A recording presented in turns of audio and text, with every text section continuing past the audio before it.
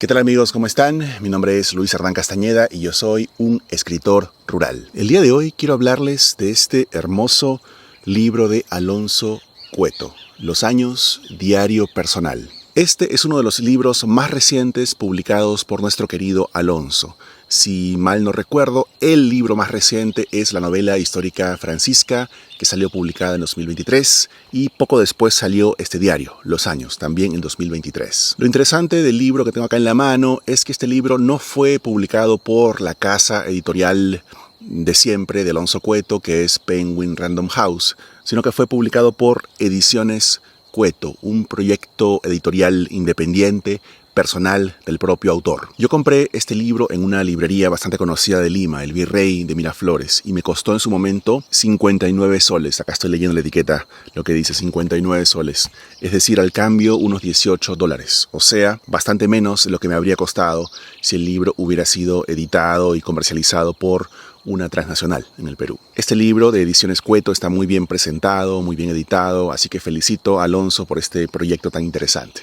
Cuando hablamos de un diario, obviamente estamos en el terreno de la no ficción. Sin embargo, hay que tener un cierto cuidado para investigar y preguntarse cuál es el nivel de verdad objetiva que está presente en estas páginas de diario. Es verdad que un diarista, un sujeto que escribe un diario, está haciéndolo a título personal. Es verdad que un diarista incluye su propio nombre real, jurídico. Y es verdad que un diarista consigna hechos realmente ocurridos en su vida. Sin embargo, no hay que olvidar que cuando hablamos de un diario literario, un diario como este, Los años de Alonso Cueto, estamos hablando también, y sobre todo, creo yo, de un proyecto de autoconstrucción personal. El autor se está autoengendrando a sí mismo, por decirlo así, con un propósito literario que va mucho más allá y va por otro lado del registro de los hechos del día a día. Esto que estoy diciendo es especialmente cierto para un diario literario publicado que ha sido, digamos, dado a la luz del público en vida del autor. Aquí me parece interesante volver rápidamente a las estimulantes ideas del teórico Paul de Man, para quien, como ya sabemos, el yo de la escritura autobiográfica y de cualquier tipo de escritura personal, incluyendo los diarios, ese yo autobiográfico es un efecto retórico más que una esencia que se revela a través del texto. Ese yo de Paul de Man no existe antes del texto, se fabrica en el propio acto de escribir.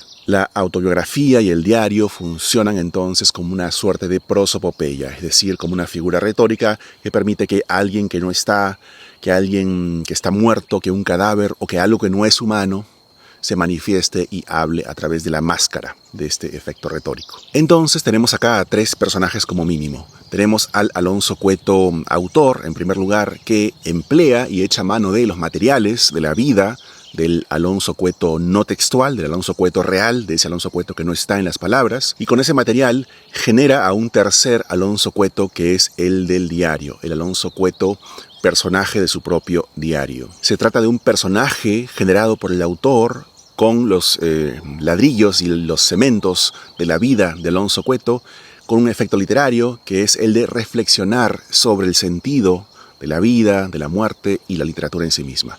Es un mecanismo reflexivo entonces este. Como su subtítulo lo indica, diario personal, este es un texto que recoge un montón de fragmentos, de entradas, firmadas por Alonso Cueto, algunas inéditas por supuesto, pero muchas aparecidas en el diario El Comercio. Y de hecho el autor agradece al diario por ceder estas entradas. Muchas de las entradas remiten a un marco temporal específico, remiten a los tiempos de la pandemia y sobre todo la experiencia vivida del confinamiento en Lima, Perú. Sin embargo, esto no hace que el texto sea, que el libro sea un libro de pandemia o un diario del coronavirus limitado a esa experiencia. Nada que ver. En verdad, el horizonte es mucho más amplio, es un diario íntimo, es un diario reflexivo que utiliza el tema de la pandemia para hablar de cosas más importantes. El diario tiene dos objetivos básicos expresados en los epígrafes, que son también dos. El primer epígrafe es de Camus, que trae una idea de Delacroix, que dice que aquellos días que no se han anotado, es decir, aquellos días que no se han escrito, son días que no se han vivido, días que no han valido la pena. El segundo epígrafe es de Octavio Paz, son unos versos, y los que más pesan a mi entender, para descifrar el libro de Alonso son los siguientes, y leo para no equivocarme. Dice: pasan los años, regresan los instantes.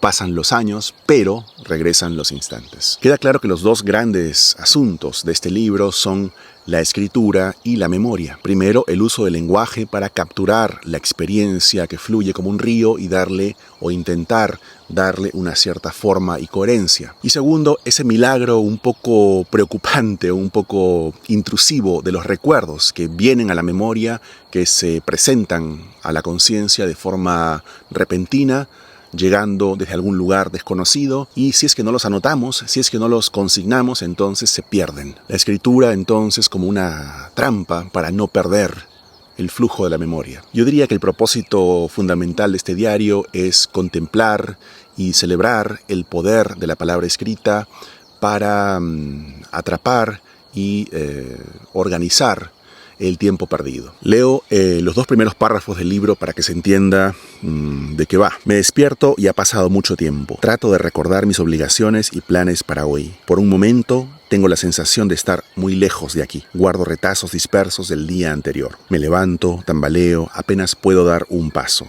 Doy vueltas por el cuarto como un extraño que descubre el mundo.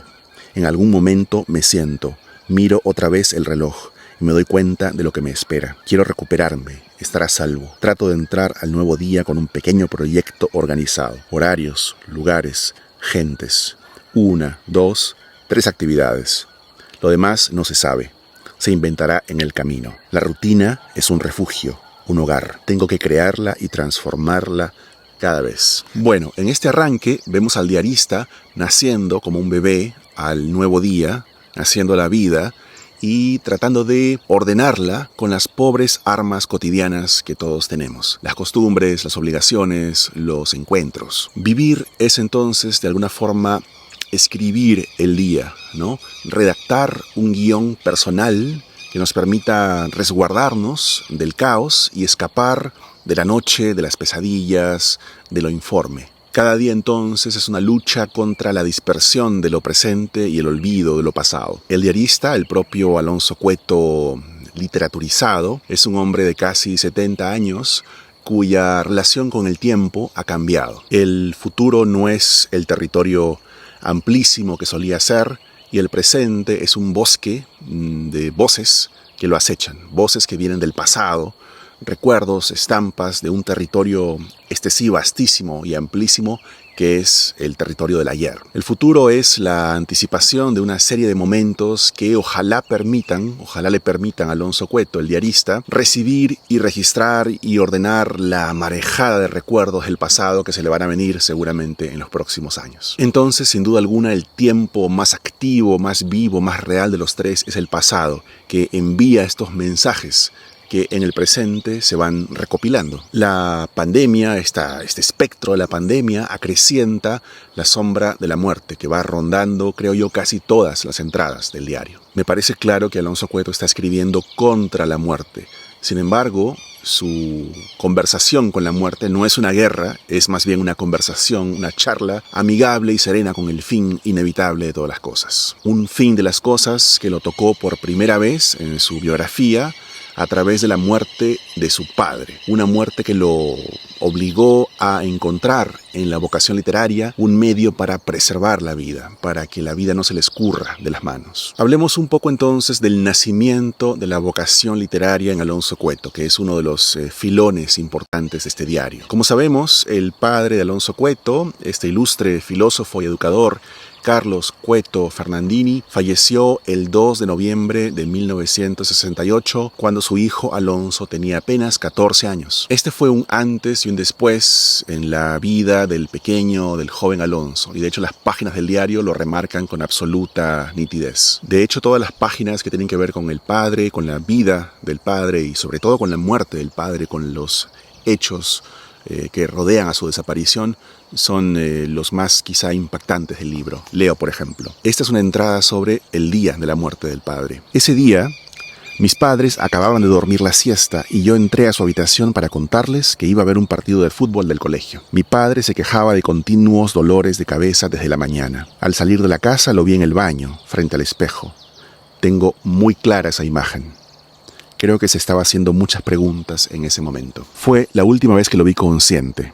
Al llegar a la casa otra vez, mi tía me dijo que se lo habían llevado a la clínica. Había tenido un derrame cerebral, un término que yo nunca había escuchado. Esa noche mis hermanos y yo fuimos a verlo. Estaba dormido, aferrado a una sonda. Mi madre estaba junto a él. Nos sonreía, trataba de calmarnos. Justo después del fallecimiento, el adolescente se disocia, se separa de sí mismo porque no puede tolerar el dolor y nos entrega el diarista imágenes bellas que representan ese momento de disociación. Por ejemplo, dice: me quedé mirando los árboles de la calle como buscando un refugio, como buscando huir de su encarnación humana y refugiarse en las alturas de las ramas de los árboles para mirar de lejos lo que está pasando. La pérdida del padre, que para cualquiera sería una tragedia, lo deja a Alonso Cueto en un estado de orfandad y desamparo tanto más grande cuanto que este padre en particular no era cualquier padre. Era el centro de la familia, era el sol de este pequeño sistema solar doméstico. Era una figura inmensa, bondadosa y poderosa que reinaba con justicia en la casa. Así lo describe con esta imagen reveladora Cueto. Dice: y en medio de todo ello, en el centro de su escritorio, veo a un hombre trabajando. El centro del escritorio, muy importante, es como que este hombre es el dueño de las palabras y está aquí a la cabeza de la familia, pero también a la cabeza del manejo del lenguaje mismo. Un hombre que alzaba la cabeza y siempre tenía un tiempo para conversar cuando yo lo interrumpía. Es decir, un hombre inmerso en su mundo importante, pero que nunca deja de prestar atención a los pequeños. La serenidad, firmeza y exigencia eran siempre en él formas del cariño y de la bondad. Vemos que estos valores del padre son valores que Alonso Cueto ha intentado no solamente encarnar en su vida, sino también en su escritura y en su conducta como escritor y como colega. Después de este fallecimiento terrible, el adolescente Alonso Cueto busca asilo en la lectura. Empieza a leer un montón. Descubre a Vallejo, por ejemplo.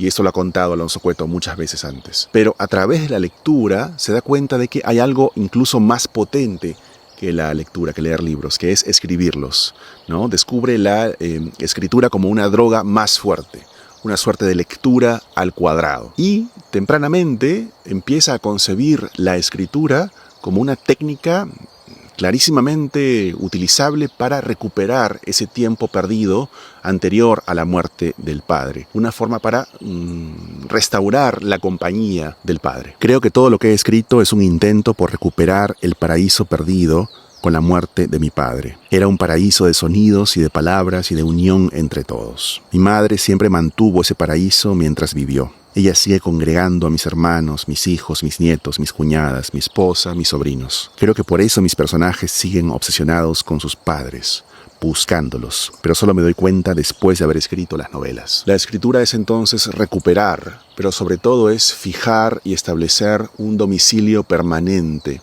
donde todos podamos estar juntos para siempre. Es fabricar una vida intocable, una vida eterna. Recordemos, por supuesto, que este padre era también un gran hombre de letras. Con su partida se fue el lenguaje, con su partida se fueron las palabras, con su partida se fue la literatura. Y ahora será tarea del hijo de Alonso Cueto el devolverse a sí mismo y devolverle al mundo esas palabras, ese lenguaje, esa literatura perdidos, ¿no? Tiene que reconstruir el lenguaje a su manera, pero con el ejemplo bondadoso, poderoso y memorable del padre. No se trata de escribir específicamente sobre el padre, concretamente sobre el padre de Alonso Cueto, para nada. Alonso Cueto no es un autor autobiográfico y tampoco es un autor autoficcional. A él le gusta imaginar personajes y sus personajes son muy diversos entre sí, ¿no? Sin embargo, lo que comparten todos estos personajes tan diferentes es que pertenecen y viven y residen en ese domicilio, en esa morada amplia y congregadora que es la propia obra de Alonso Cueto, pensada como una casa, una vez más, donde es posible reunir a la familia perdida y extraviada, la casa del padre. Alonso Cueto lo que busca es crear una casa, fundar un hogar donde sus personajes puedan vivir para siempre. Y leo: y porque la muerte acabó con mi vida tal como yo creía que era, escribo a favor de la vida de mis personajes. No escribe para dar vida a los personajes. Él se convierte en el padre, dador de vida, engendrador y que mantiene en la existencia a sus seres, a sus hijos creados, ¿no? Dice, escribo para que los personajes puedan seguir vivos siempre. Es una aspiración a la eternidad. En ese sentido, el arte es una actividad religiosa que convoca a sus fieles. Celebra la vida imaginaria de unos seres. La muerte puede acabar con los seres reales, pero nada puede contra los imaginarios. La imaginación es ese terreno, esa segunda creación, ese segundo orbe donde la muerte no tiene cabida. El objetivo es entonces prolongar la vida de los personajes, pero no porque sí. Es prolongar la vida para fortalecer el vínculo, para restablecer y vigorizar esa relación con el otro, esa relación que se rompió con la muerte del padre. A Alonso Cueto le importan las relaciones de sus personajes, las conexiones afectivas, humanas, entre los propios personajes y de los personajes con el autor. Leo, un diario es un modo de acompañarse. Entonces Alonso Cueto se acompaña a sí mismo al desdoblarse y al convertirse en personaje. No es que uno piense que le está hablando a alguien, pero de alguna manera hablamos con todos los seres que conviven en nosotros. Tratamos de agruparlos, de conciliar con ellos. Creo que escribir es un gran ejercicio de integración interior, agrupar identidades y meterlas todas en un cúmulo de palabras. Hay una extraña sensación de armonía con uno mismo cuando escribe. El mundo tiene un sentido y uno mismo como parte suya. Así como una casa, una familia tiene un orden, una jerarquía, unos puestos, unos roles, de la misma forma la obra de Alonso Cueto, entendida, concebida como una casa, como una familia, tiene estos lugares, estos espacios, estas mansiones que permiten una existencia ordenada y armónica. Quizás sea esta la razón por la cual Alonso Cueto o su obra ha sido tan bien recibida por tantos lectores peruanos. Creo que en el Perú estamos sedientos de una armonía como la que Alonso Cueto imagina y plantea en sus libros. No la tenemos y la buscamos en la ficción. Esta compañía tan añorada de la cual habla Cueto en su diario, esta compañía entre el autor y sus seres de ficción y también dentro de la comunidad de los seres de ficción, esta compañía es posible porque la ficción permite fundar una temporalidad diferente, un tiempo nuevo, un tiempo que no empieza y que no acaba. En ese tiempo, no solamente autor y personajes conviven, sino que además ese tiempo abarcador, ese tiempo albergador, ese tiempo hospitalario, incluye también a los lectores, nos incluye a nosotros, a ti y a mí, como parte de la comunidad. Y leo, los escritores buscamos una imagen, una frase, un sonido que no esté en el tiempo, que pueda crear su propio tiempo. Ese tiempo será compartido por quien lea un libro o vea una imagen o escuche un sonido mucho después de quien lo creó haya desaparecido. Con las cenizas de este tiempo crear un tiempo propio. Un tiempo propio en el cual los lectores de hoy, de ayer y del futuro conviven. Como podemos ver, acá estamos muy cerca, pero muy cerca de la imagen cristiana de la eternidad y del paraíso. Pero por supuesto sin dogmas y sin afiliaciones limitantes. Pero la muerte no es solo para Alonso Cueto una fuerza extraña o algo que le sucede a los demás, una tragedia vivida por el padre. No, Alonso Cueto habla de la muerte en primera persona y desde una experiencia en carne propia. En la página 74, Alonso Cueto nos cuenta que en su vida real, a raíz de una operación a la espalda que no salió bien, de hecho, él estuvo 4 minutos muerto y tuvo que ser revivido 2 veces, de hecho. Leo en la página 74. Los médicos me dijeron que tuvieron que revivirme con adrenalina después de 2 paros cardíacos, uno de ellos de 4 minutos. Me parece un tiempo excesivo para estar muerto y poder volver a este lado, pero es lo que uno de ellos me dijo. Después de la operación en la que algo salió mal con la anestesia, estuve algunos días interminables en una sala de recuperación. Este episodio es tan fuerte, tan marcante, que el diarista lo narra incluso 2 veces. En la página 78 encontramos esto. Yo había entrado a la operación con un optimismo normal y mesurado, pero cuando desperté 5 días más tarde, alguien me contó que había tenido 2 paros cardíacos, lo que explicaba mi larga temporada inconsciente en la sala de cuidados intensivos. Uno de los médicos me dijo que mi corazón se detuvo en 2 ocasiones, una de ellas por un periodo de 4 minutos. Fíjense la exactitud grabada a fuego.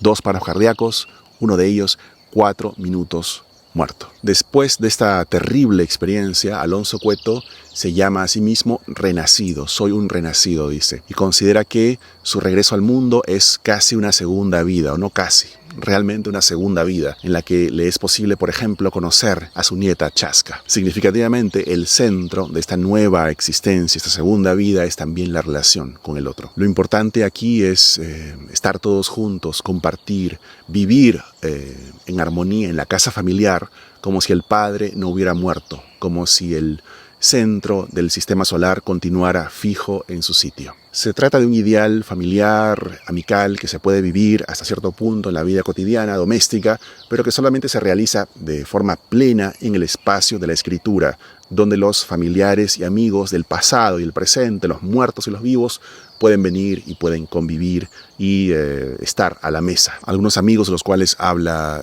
Alonso Cueto son, por supuesto, José María Arguedas, Alfredo Bryce Echenique, Julio Ramón Ribeiro, Mario Vargas Llosa, Fernando de Cislo, Blanca Varela y más, me olvido de algunos. Estos grandes amigos, algunos vivos, algunos muertos, algunos del pasado, otros del presente, llegan todos al mismo tiempo a la casa de Alonso Cueto, tocan la puerta y Alonso, este nuevo padre literario, les abre, los recibe y los acoge.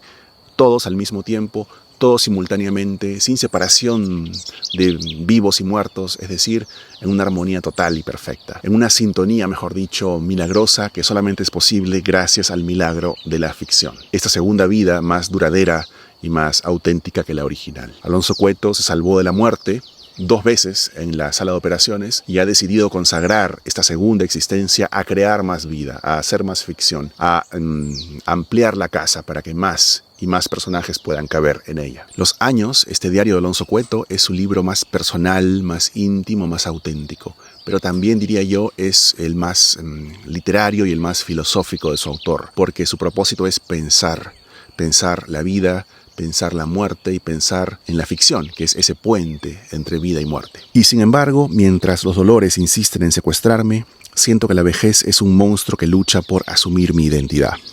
Estoy viejo, pero no soy un viejo. Me imagino escribiendo todavía algunos libros, haciendo algunos viajes, dando algunas clases mientras aprendo, descubriendo el mundo todos los días junto a mi familia y mis amigos. La palabra viejo es a menudo un insulto. Hay partes del cuerpo que me duelen con frecuencia, pero otras que se han mantenido a salvo del dolor. Puedo moverme, no a la velocidad de antes, pero no he perdido el movimiento. La vejez es como un monte nevado. Me doy cuenta de que el único modo de escalarlo es dando pequeños pasos, sin prisa y sin pausa. De vez en cuando encuentro una banca y me siento. Sentarse es uno de los placeres de las personas como yo, con el cuerpo en estado de ruina. Una banca es un paraíso, pero no dura mucho. Hay que seguir el camino. Gracias amigos, lean Alonso Cueto y conmigo será hasta el próximo programa. Chao.